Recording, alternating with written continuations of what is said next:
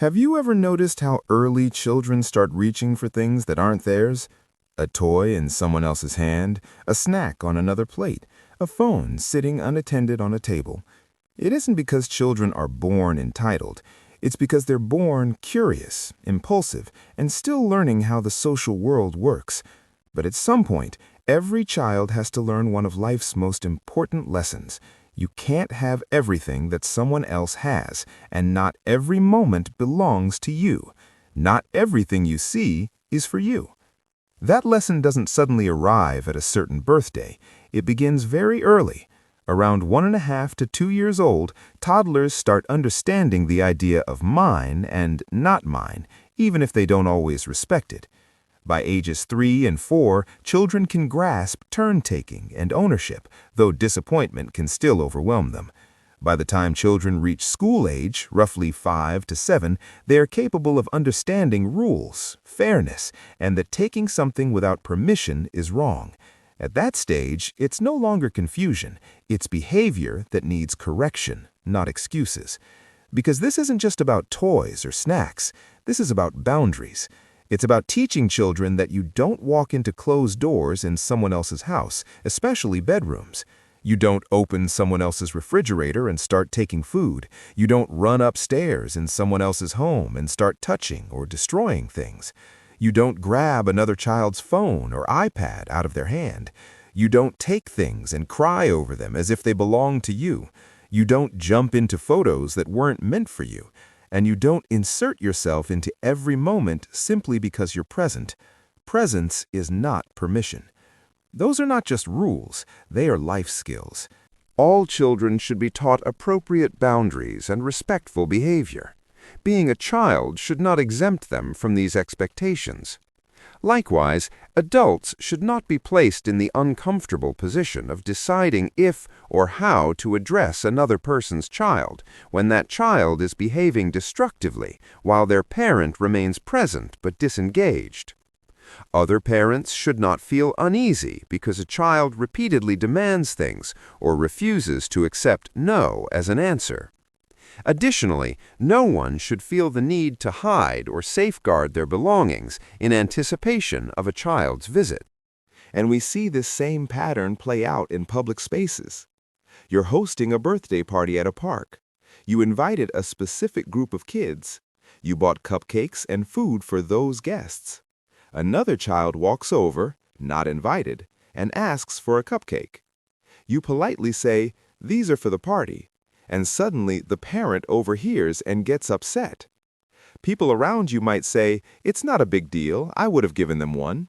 But what's missing from that moment is this: an invitation matters, planning matters, and no is a complete answer. And in today's world, many parents don't even stop their child from asking in the first place. They stand there and let it happen, and the responsibility quietly shifts onto you. Now you're the one put on the spot. Give in and keep the peace, or hold your boundary and risk being labeled unkind. But saying no in that moment isn't cruelty, it's clarity. Because when we avoid saying no, when we rush to give every child something just so they don't feel left out, we create something far more damaging than a moment of disappointment. We create entitlement. A child begins to believe, if they have it, I should have it. If they get something, I should get something. If they're included, I should be included. That's not fairness, that's conditioning. And that belief doesn't disappear with age. It grows up, it evolves, it becomes socially polished. You see it in adults who say, "Where's mine?" or "What about me?" when you give someone else something. It sounds like a joke until you don't respond. Then suddenly there's tension. And if you do give them something, the joke magically becomes real. You see it in adults who jump into other people's photos because they don't want to be left out. Not every moment is yours to be in. You see it in people who pry into your life with seemingly innocent questions, asking what you do, what you have, how you live, not out of care, but to measure, to compare, to calculate. And then one day it slips out, "Must be nice," and you're left thinking, where did that come from? It didn't come out of nowhere. It was always there. Now let's look at forced interactions, such as that coworker who always goes, "Where's my hug at?" in front of everyone. After all, it's just a little hug, right? Who wouldn't want a warm sign of affection? But now you're in a public situation where saying no feels awkward, and people who do this intentionally put people like you in these situations because they're relying on one simple fact. No one wants to overreact to something that looks small. So they get to cross a boundary while hiding behind innocence. And as small as it may seem, they are signaling, "I can put you on the spot and you'll comply." Because some people are drawn to that kind of access, not because they care about you, but because they care about what it means for them. And a public setting reinforces that power. And at the root of all of this is one missing skill, the ability to hear no and be okay. If a child never learns to hear no, they grow into an adult who tries to override it. Because children aren't born with impulse control. They develop it through waiting, through boundaries, through watching someone else enjoy a bag of chips and doing something else, through being told no and realizing the world didn't end. Disappointment is not damage.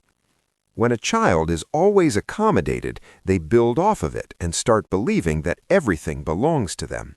And when you are not generous, you are labeled as the one with the problem. Real generosity is a choice. You don't pressure someone into it. You don't beg for it. You don't trick people into it. You don't manipulate situations to gain access to it. Someone should be able to freely give something to someone else without everyone else around feeling a certain way about it. There should be no eye-rolling, no temper tantrums or patronizing comments. Kids have to learn that boundaries are not rejection. They are structure. Whether it's a toy, a cupcake, attention, a gift, a personal moment, or even a place in someone else's photo, you do not have the right to insert yourself. Not every door is open to everyone at the same time. And the people who learn this early, they don't feel threatened by others. They don't need to insert themselves into every space. They don't feel entitled to what isn't theirs. They can celebrate others without feeling left out, because they understand someone else's moment is not your loss. That's emotional maturity being built in real time. And when we give children that, not everything they want, but what they actually need, we're not limiting them. We're simply equipping them to be better human beings.